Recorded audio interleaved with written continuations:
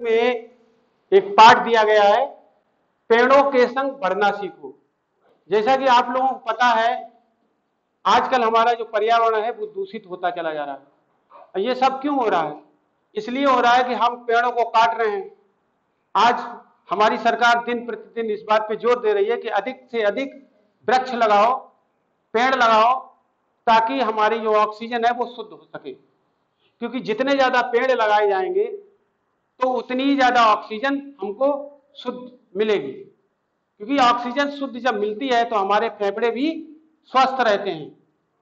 क्योंकि जितने ज्यादा पेड़ होंगे उतनी ज्यादा हमारे यहाँ ऑक्सीजन का उत्पादन होगा, शुद्ध वायु मिलेगी।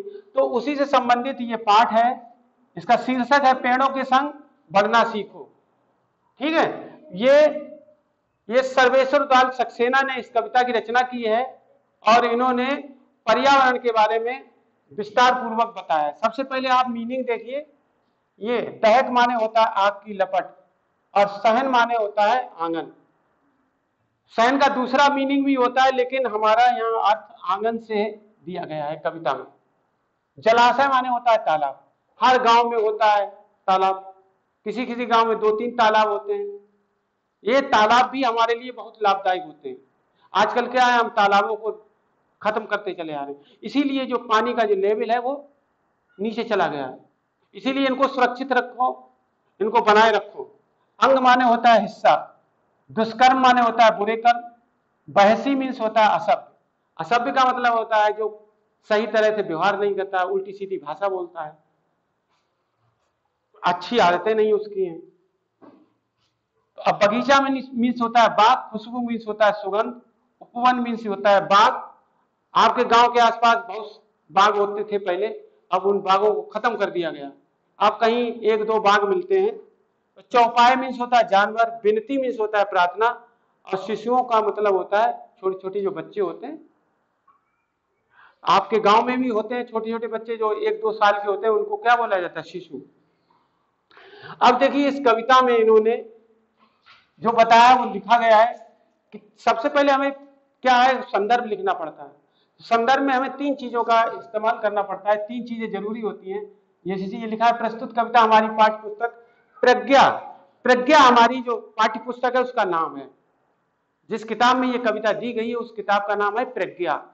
तो प्रज्ञा के पेड़ों के संग बढ़ना सीखो, ये हमारी कविता का टाइटल है, शीर्षक है। और इस पाठ से इसको लिया गया। इसके रचनाकार श्री सर्वेश्वर दयाल सक्सेना जी हैं।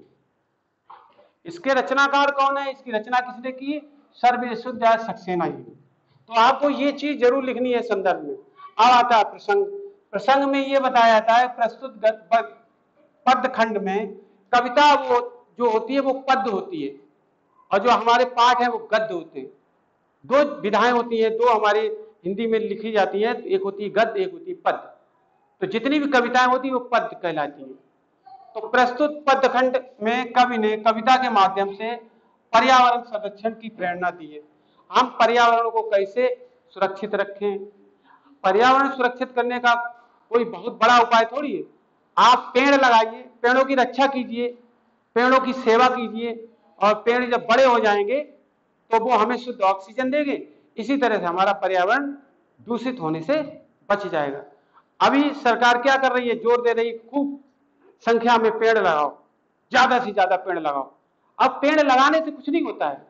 आप पेड़ों की देखभाल नहीं करेंगे तो वो पेड़ नहीं होगा।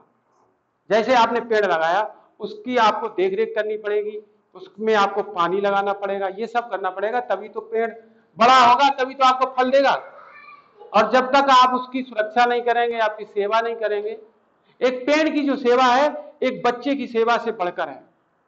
जैसे छोटा बच्चा होता है, उसकी माँ सेवा करती है और उसको बड़ा कर देती है, ऐसे ही हमें पेड़ की सेवा करनी है।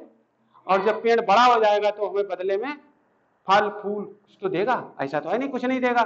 पेड़ कुछ ना कुछ हमको देते हैं, हम सब उनसे लेते हैं, लेकिन वो हमसे कभी कुछ नहीं मांगता है।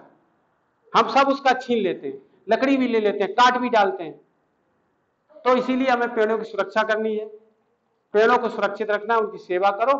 और जब सेवा करेंगे तो आप पेड़ बड़ा हो जाएगा और इससे हमारा पर्यावरण दूषित होने से बचेगा। Thank you.